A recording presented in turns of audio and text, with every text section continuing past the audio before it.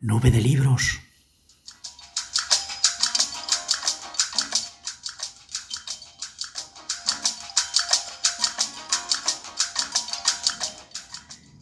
El tiempo de las palabras bellamente ordenadas, con sentido. Palabras sólidas para unos tiempos caóticos y líquidos.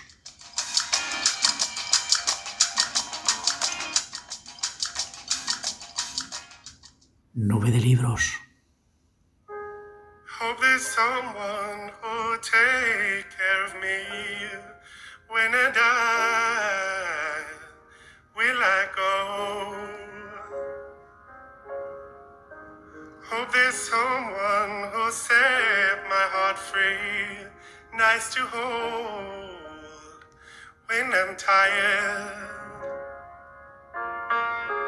There's a ghost on Un espacio que huele a tinta y a papel, que está plagado de nubes.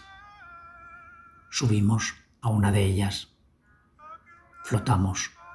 Estamos en un sueño. Y allí nos encontramos con el escritor Enrique Vilamatas.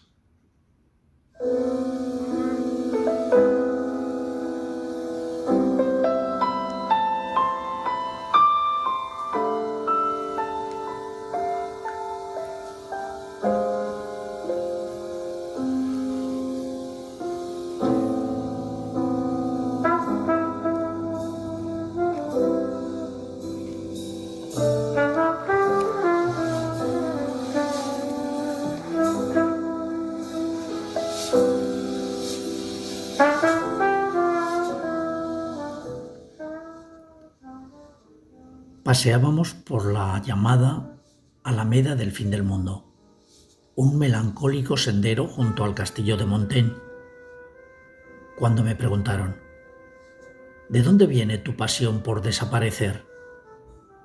Mi acompañante deseaba saber de dónde venía esa idea de desaparecer que tanto anunciaba yo en escritos y entrevistas, pero que no acababa nunca de llevar a la práctica. La pregunta me cogió más bien desprevenido, pues andaba en ese momento distraído pensando absurdamente en un gol que había marcado Pelé en el remoto Mundial de Fútbol de Suecia. Así que no escuché bien del todo la pregunta y pedí que me la repitieran. Pues no lo sé, terminé al poco rato contestando. Ignoro de dónde viene, pero sospecho que paradójicamente toda esa pasión por desaparecer, todas esas tentativas, llamémosles suicidas, son, a su vez, intentos de afirmación de mi yo.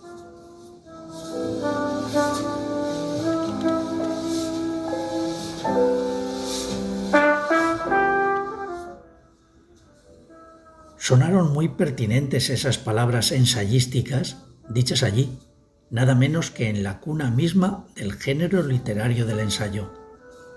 Como se sabe, Michel de Montaigne escribió sus libros en lo alto de una torre anexa a su castillo cercano a Burdeos. Los escribió en un estudio y biblioteca que estaba en la tercera planta de la torre. Allí inventó el ensayo, ese género literario que con el tiempo iría ligado a la construcción de la subjetividad moderna. Construcción en la que participaría asimismo Descartes, que también decidió encerrarse a pensar en un lugar solitario, en su caso, en la bien caldeada habitación de un cuartel de invierno de Ulm. De modo que puede decirse que el sujeto moderno no surgió en contacto con el mundo, sino en aisladas habitaciones en las que los pensadores estaban solos con sus certezas e incertidumbres, solos consigo mismos.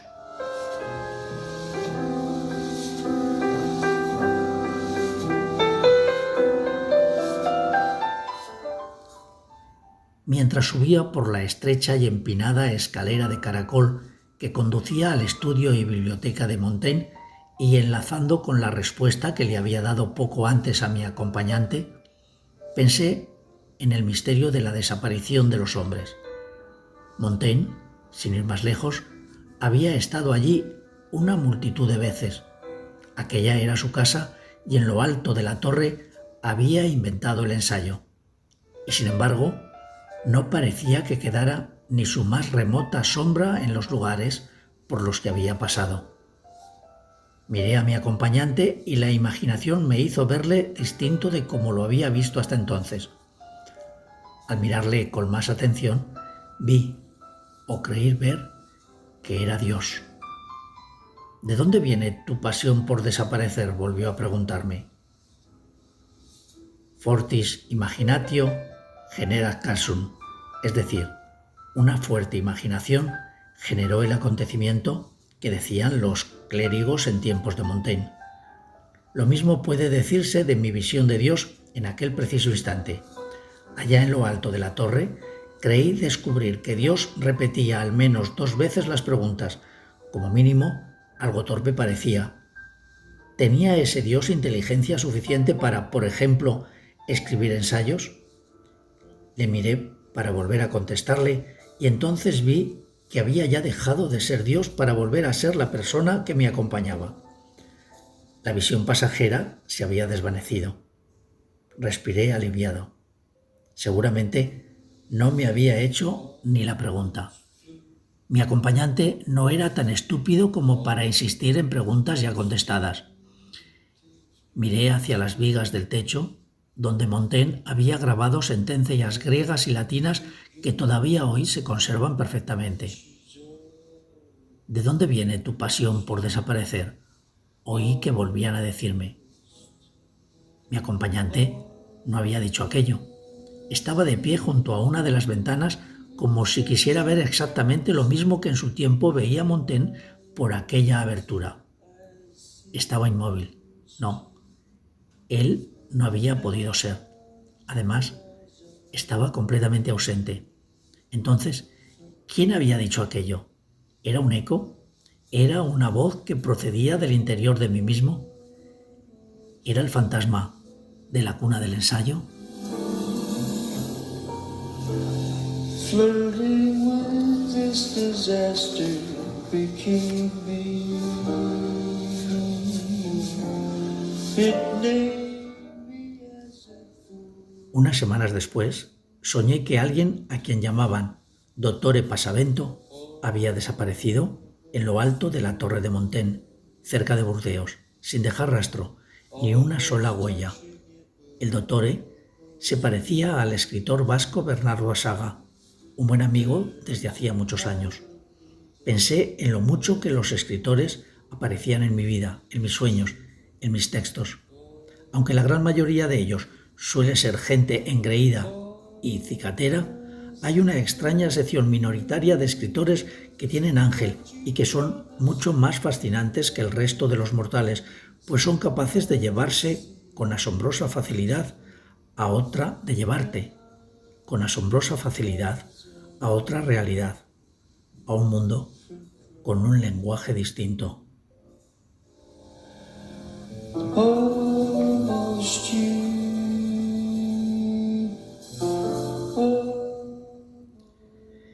¿Quién dijo que la palabra escritor olía a pipa apagada, dedos manchados de tinta y pantuflas rancias? No, señor. Casi todas las escritoras y escritores de la sección con ángel son adorables seres que fuman y piensan frente a Olimpias portátiles muy antiguas. Seres atormentados que parecen estar viviendo en un lugar aparte.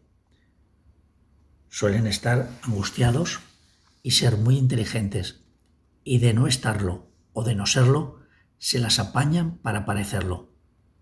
Recuerdo muy especialmente a un escritor de esa sección angélica que en una película que se titulaba En un lugar aparte, vivía en un hotel con una gran ventana frente a un abismo y un mar en una ciudad sin nombre. Y también recuerdo que siempre deseé ser algún día como el protagonista de aquella película y vivir en algún lugar que tuviera el mismo duende que aquel hotel frente al abismo. ¿Quién dijo que todos los grandes escritores decepcionaban si uno los conocía de cerca? No, señor. Los de la extraña sección angélica son encantadores y viven en lugares siempre muy abismales. Sweet California, you make me smile. Imaginé de pronto que yo subía a un tren en la estación de Atocha de Madrid porque había quedado esa tarde en Sevilla con Bernardo Assaga. En el kiosco de revistas de la estación me compraba 2 novelas de las que se hablaba mucho en aquellos días. Una de ellas llevaba este epígrafe: al final todo pierde su sentido, pero la máquina de escribir sigue conmigo. Las 2 novelas eran españolas y de ellas se decía que estaban cambiando la historia de la literatura. Me pareció incluso aterradora la posibilidad de que España pudiera volver a intervenir en el curso de la historia. Compré, no obstante, las 2 novelas y me dispuse a viajar con ellas camino de Sevilla, donde esa tarde me encontraría con Assaga. No le veía desde hacía 4 años, desde que se había encerrado a escribir en su casa de Zaldondo y casi había desaparecido como el dottore Pasavento en lo alto de la Torre de Montaigne. Debíamos participar en un acto cultural en Sevilla, hablar los dos de un tema general que no recordaba en aquel momento.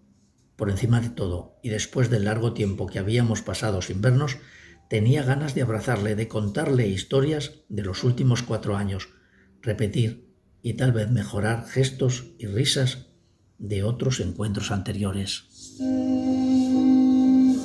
Little Valentine, stay.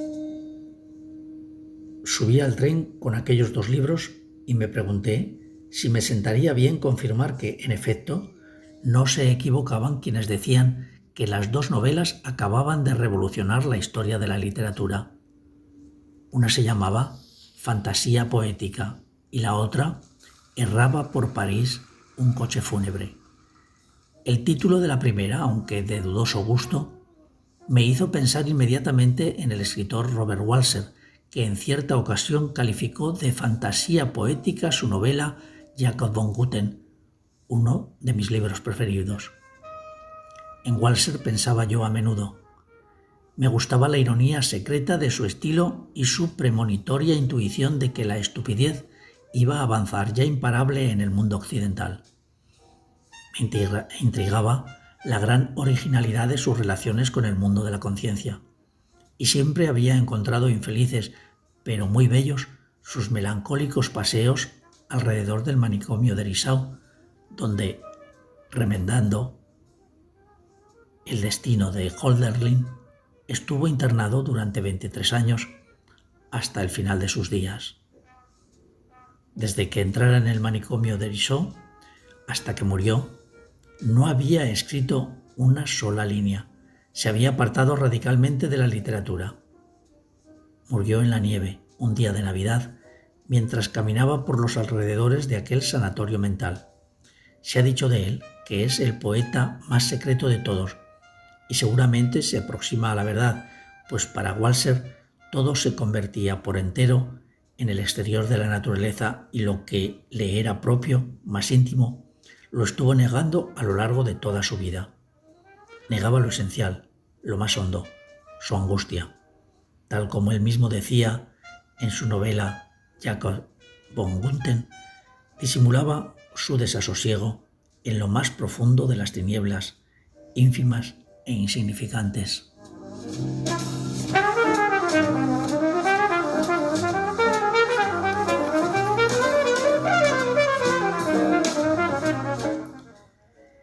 En Walser, el discreto príncipe de la sección angélica de los escritores, pensaba yo a menudo. Y hacía ya años que era mi héroe moral. Admiraba de él la extrema repugnancia que le producía todo tipo de poder y su temprana renuncia a toda esperanza de éxito, de grandeza.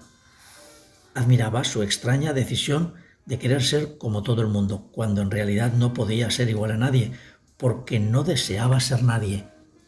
Y eso era algo que sin duda le dificultaba aún más querer ser como todo el mundo. Admiraba y envidiaba esa caligrafía suya que, en el último periodo de su actividad literaria, cuando se volcó en esos textos de letra minúscula conocidos como microgramas, se había ido haciendo cada vez más pequeño y le había llevado a sustituir el trazo de la pluma por el del lápiz, porque sentía que éste se encontraba más cerca de la desaparición, del eclipse. Admiraba y envidiaba su lento pero firme deslizamiento hacia el silencio. El escritor mexicano Christopher Domínguez Mitchell había llegado a decir que en mis libros la aparición rutinaria de Robert Walser era tan necesaria como la de Sandokan en el ciclo salgariano. Al tomar asiento en el tren, volví a decirme que si realmente aquellas dos novelas españolas eran tan buenas, difícilmente iba yo a poder soportarlo. Sería mejor que no pasara de la lectura de los títulos. Miré largo rato las portadas y decidí que, para ocupar mi tiempo durante el viaje, iría escribiendo mentalmente las dos novelas, sobre todo la que me traía el recuerdo de mis lecturas de Walser. Con la otra trataría de hacer un esfuerzo para conseguir que el bello y tenebroso título acabara por tener algún sentido. De este modo, cuando me encontrara con Asaga en Sevilla, si por casualidad él deseaba saber de qué trataban las dos exitosas novelas de España, siempre tendría algo que contarle, sobre todo acerca de la primera, la que yo relacionaba con Walser y que me parecía que me resultaría más fácil de inventar.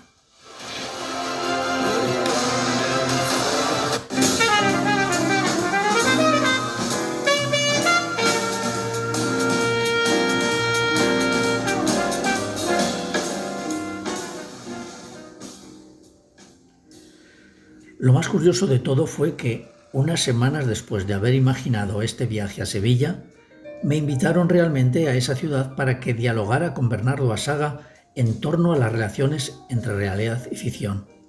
Una casualidad bien grande. No puede ser, pensé en un primer momento. No puede ser. Pero sí que podía ser, claro. No era la primera vez que aparecía la ficción en mi vida y sin casi mediar palabra pretendía configurar la realidad. La voz del hombre que me habló por teléfono me invitó a Sevilla. Esta voz tenía un timbre muy metálico. En un momento determinado de la conversación, la voz se extravió algo cuando dijo: en definitiva, queremos que usted y el señor Asaga nos hablen de cómo la realidad baila con la ficción en la frontera. Durante unos segundos permanecí callado, irritado. La realidad bailando con la ficción en la frontera. ¿Cuántas veces había oído decir esto? Decidí aceptar la invitación, pero dejando mi impronta personal, soltándole una rareza a quien me había invitado solo para que supiera quién estaba al otro lado del teléfono. Está bien, le dije, acepto la invitación. Después de todo, llevaba tiempo deseando reunirme con el doctor Epasavento. Hubo un silencio. Llevaré mi librea de hogareño, añadí tratando de decir algo aún más raro, y en este caso ya casi totalmente incoherente. No comprendo, dijo entonces el que había llamado. Tampoco yo entiendo eso del baile en la frontera, le contesté.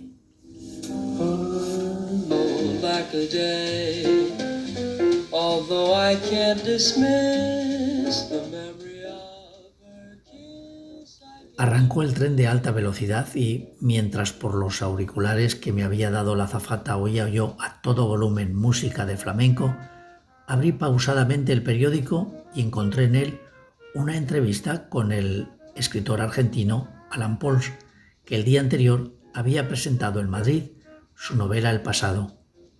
Yo había asistido a la rueda de prensa que él había dado y me habían llamado la atención unas palabras suyas en torno a la lentitud en el arte.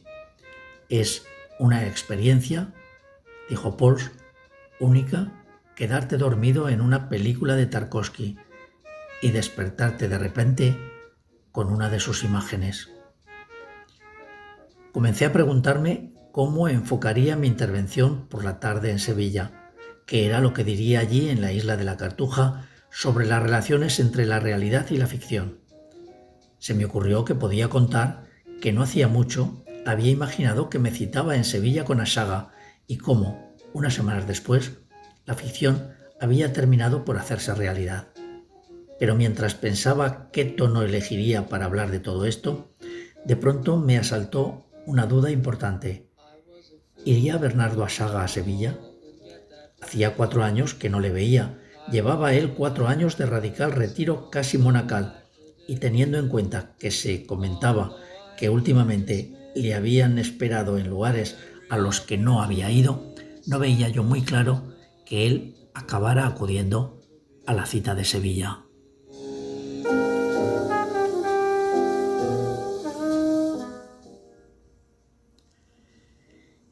¿Y si mi trayecto en tren al final se convertía en un viaje parecido al del protagonista de Le Roi Cafetu de Julian Gregg? Una narración que me había impresionado en otros días. En esa novela corta se contaba la historia de un joven que, a comienzos de la Primera Guerra Mundial, se citaba con un amigo en la propiedad que éste tenía en la villa de Bray. Viajaba largas horas en tren, siempre expectante ante el acontecimiento que le esperaba, el reencuentro con el amigo. Pero cuando llegaba a la casa, solo encontraba a una criada que le preparaba una cena a la espera de que llegara el propietario de la casa, que no llegaba nunca. A la mañana siguiente, la criada había desaparecido, el amigo no había llegado y el protagonista iniciaba, con cierto estupor y perplejidad, el viaje de regreso. ¿No había pasado nada? O tal vez, bajo la apariencia de que no había ocurrido nada, había pasado mucho. Me dije que en Julian Gregg las narraciones adoptaban siempre la forma de un itinerario. Eran recorridos de carácter iniciático, animados constantemente por la búsqueda del conocimiento y la espera del acontecimiento. Y también me dije que si me pasaba a mí lo que le sucedía al viajero de Bray, es decir, si Assaga no se presentaba y por tanto no tenía lugar el acontecimiento, podía yo comentar en el monasterio de la Cartuja la ausencia de mi amigo vasco y desplazar todo el tema de mi intervención hacia el tema general de la ausencia. Si Assaga no acudía, supliría yo mismo la media hora que a él le tocaba hablar y disertaría acerca de un tema que me obsesionaba desde hacía tiempo. Porque, más que ausencia, la palabra exacta, el tema sobre el que podía hablar si Assaga faltaba, era el que más venía persiguiéndome en los últimos tiempos, el tema de la desaparición.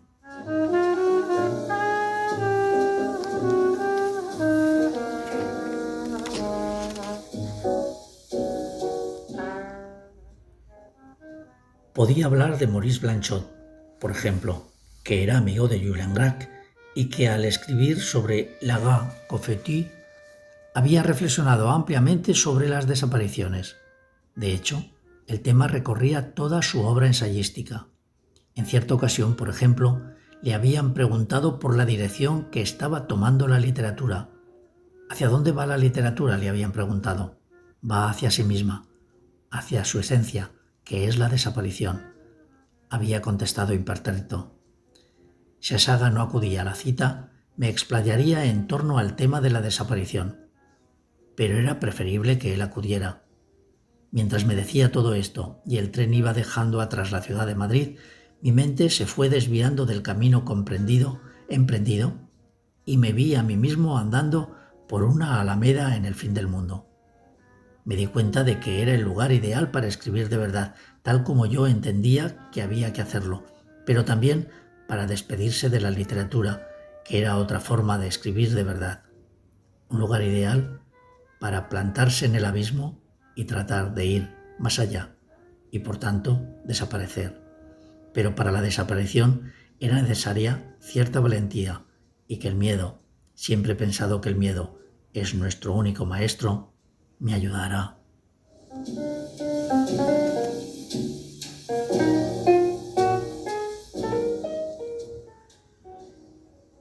Me vi caminando por aquella alameda, cuyo nombre parecía indicarme que paseaba próximo al más allá, y volví a escuchar la pregunta. ¿De dónde viene tu pasión por desaparecer? Entré en una breve ensoñación y casi palpé una especie de sentimiento de bella infelicidad, un estado de ánimo al que yo aspiraba. hasta que de pronto, abandonando aquellas sensaciones, miré por la ventanilla del tren y al ver las tierras secas y tristes de Castilla, consideré una experiencia única haber regresado a la realidad de aquella manera, tan de golpe, con aquella súbita y feroz imagen de Castilla que parecía surgida de las profundidades de una película de Tarkovsky. Cuando, recuperado del choque que había tenido con aquella imagen, regresé a mi anterior posición de explorador de abismos, allá en el fin del mundo, pensé en la tan socorrida figura literaria de la fugacidad, de los paisajes de ventanilla de tren, y también en la literatura misma, y en que precisamente la característica más notable de esta consistía en escapar a toda determinación esencial, a toda afirmación que la estabilizara, pues uno nunca podía fijarla en un punto cierto, siempre había que encontrarla o inventarla de nuevo. Pensé en esto mientras el tren avanzaba con velocidad de ave rápida, dejando atrás estaciones con nombres de pueblos imposibles. Balagón fue el que anoté en aquel momento, apenas entrevistos. Retomé los auriculares y vi que la música seguía siendo andaluza, pero había evolucionado hacia la bossa nova, la rumba y el pop de Rosario Flores. Una música que parecía con exagerada antelación anunciar ya Sevilla, aunque el paisaje de ventanilla y de película de Tarkovsky decía la verdad, y era sobrio y castellano. Era como si Andalucía quisiera hacerse presente allí, antes de hora, para luego desaparecer cuando llegara ella. Recuerdo que miré con tanta intensidad hacia la lejanía que hasta creí presenciar el momento en que una hoja caía y sin hacer ruido alguno tocaba la línea del horizonte.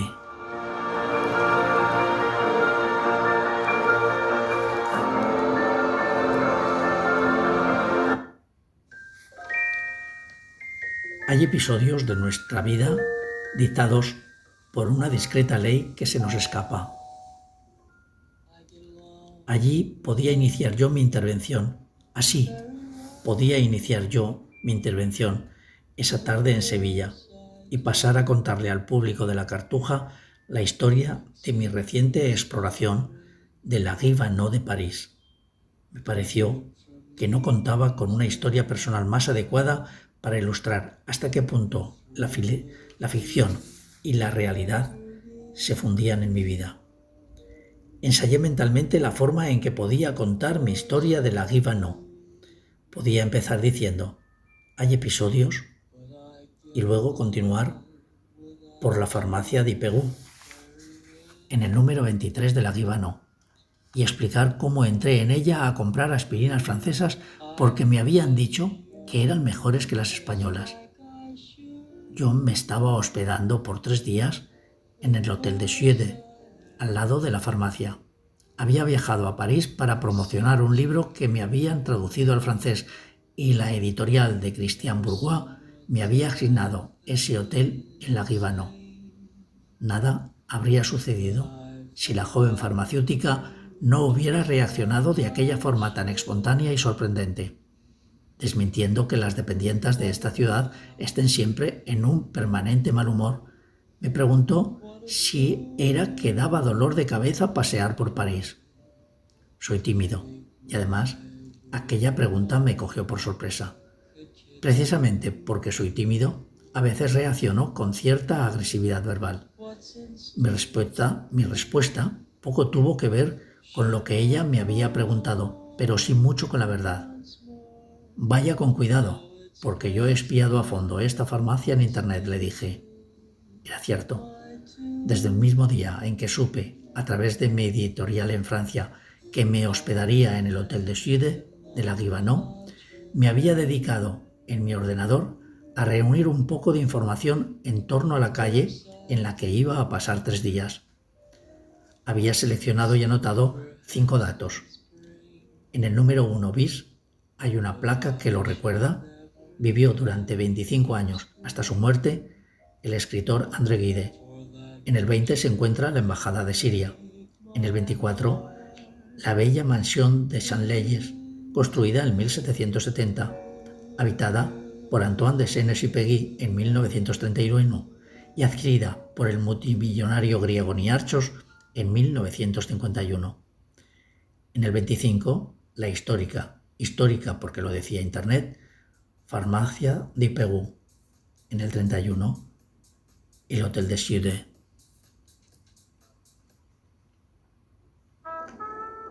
Había anotado estos 5 datos solo por tener una noción más amplia de lo que podía encontrarme en aquella breve calle en la que iba a pasar 3 días. Pero la verdad era que, cuando en París entré en aquel lugar a comprar aspirinas, ni me acordaba ya de que había estado observando, hasta el último detalle, la fotografía de la fachada de la farmacia. Es más, de no haber hecho la dependienta aquella inesperada pregunta, ni me habría acordado de mis actividades de espionaje desde mi ordenador. Pero sea como fuere, el hecho es que la pregunta de la farmacéutica puso en marcha el relato que publicaría yo un mes después en un suplemento cultural español. Una transcripción fiel, pero sin duda demasiado precipitada, de lo que percibí en la Guivanó a lo largo de los 3 días que pasé en ella.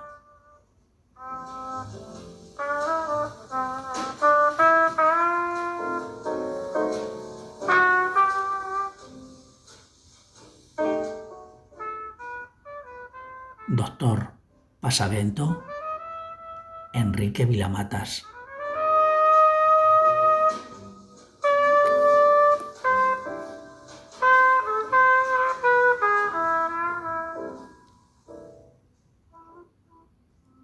El héroe moral del escritor y doctor Pasavento es Robert Walser, de quien admira su afán por pasar desapercibido, la vida de bella infelicidad que llevó y la extrema repugnancia que le producían el poder y la grandeza literaria. Perseguir el destino de este escritor significa para Pasavento retirarse del mundo, como lo prueba esa caligrafía suya que se va haciendo cada vez más microscópica y le lleva a sustituir el trazo de la pluma por el del lápiz porque siente que éste se encuentra más cerca de la desaparición, del eclipse. No escribo para ser fotografiado, dice en cierta ocasión. Quiere apartarse y un día desaparece. Cree que indagarán, que le sucederá lo que a Agatha Christie cuando la buscaron por toda Inglaterra a lo largo de 11 días y al final fue encontrada. Pero al doctor Pasavento no le busca nadie y poco a poco va imponiéndose esa sencilla verdad. Nadie piensa en él. Deberemos entonces recurrir a la estrategia de la renuncia, el acto extremo con el cual algunos raros escritores se aseguran el único modo de captar el destello de la vida plena e inexpresable, no sofocada por el poder. Le veremos renunciar al yo, a su grandeza y a su supuesta dignidad, y hasta creer que está encarnando por sí solo la historia de la desaparición del sujeto en Occidente. Lo que yo quiero es seguir existiendo sin ser molestado, dice el doctor Pasavento, y luego, de forma algo contradictoria, se pregunta si será capaz de vivir sin que nadie se acuerde ni lejanamente de que existe. Viaja al manicomio suizo donde Walser vivió tantos años apartado del mundo y se acerca al ejercicio de un arte muy peculiar y en el que su escritor más admirado fue un consumado maestro, el arte de convertirse en nada.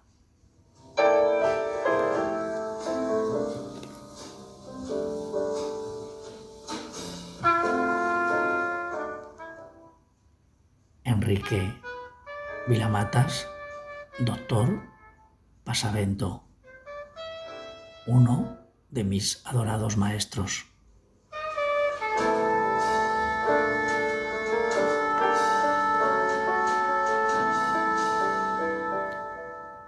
Un libro altamente recomendable. Doctor Pasavento, Enrique Vilamatas.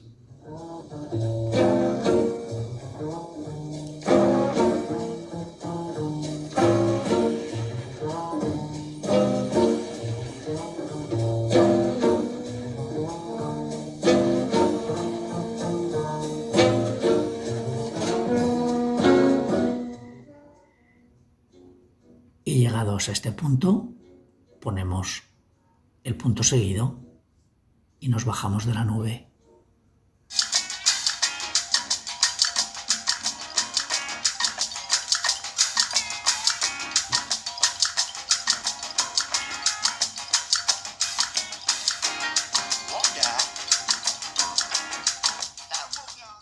Ya sabes, esto es Nube de Libros, el espacio que huele a tinta y a papel y que tiene muchos escuchantes como tú.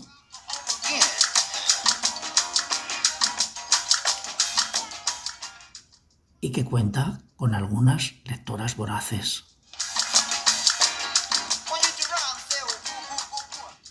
María Jesús Bellido se ocupa de cultivar las ideas.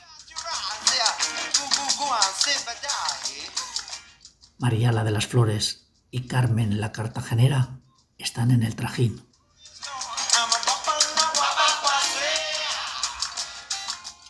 Y yo que a diario me ocupo de lo mío, cuido, riego y mimo las flores de mi jardín.